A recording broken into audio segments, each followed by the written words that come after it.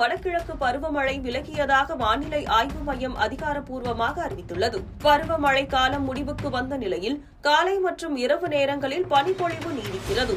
இந்த பனி தொடருமா, மழைப்பொழிவு இன்னும் எஞ்சியிருக்கிறதா என்பது குறித்து முக்கிய விவரங்களை தனியார் வானிலை ஆய்வாளர் ஹேமச்சந்திரன் தெரிவித்துள்ளார். தமிழ்நாட்டுக்கு மழை கொடுக்கும் பருவகாலமாக வடகிழக்கு பருவமழை காலம் திகழ்ந்து வருகிறது. இந்த வடகிழக்கு பருவமழை காலம் தமிழ்நாட்டில் பெரும்பாலும் பொங்கலுக்கு முன்னரே முடிவுக்கு வரும்.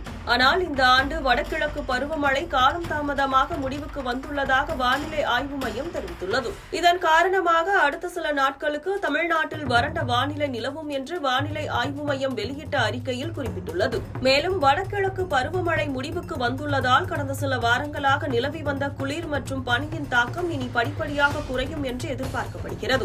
இந்த சூழலில் வரும் 25 முதல் 27ஆம் தேதிகளில் மீண்டும் மழை திரும்பும் என தனியார் வானிலை ஆய்வாளர் ஹேமச்சந்திரன் கூறியுள்ளார். இதுகுறித்து அவர் வெளியிட்டுள்ள சமூக வலைதள பதிவில், அடுத்த 7 முதல் 8 நாட்களுக்கு தென்னிந்திய தீபகற்பம் முழுவதும் கடுமையான குளிர் நீடிக்கும் என்று எதிர்பார்க்கப்படுவதாகவும், அதிகாலை மூடுபனியுடன் கூடிய பனிமூட்டமான வானிலை சில நாட்களுக்கு தொடரும் என்றும் கூறியுள்ளார். மேலும் ஜனவரி 25 மற்றும் 27 ஆகிய தேதிகளில் தமிழ்நாட்டிற்கு குளிர்கால மழை திரும்புவதற்கான வாய்ப்புகள் உள்ளதாகவும் கூறியுள்ளார். அதே நேரம் இந்த மழைப்பொழிவு பயப்படும் அளவு இருக்காது என்றும் அவர் தெரிவித்துள்ளார்.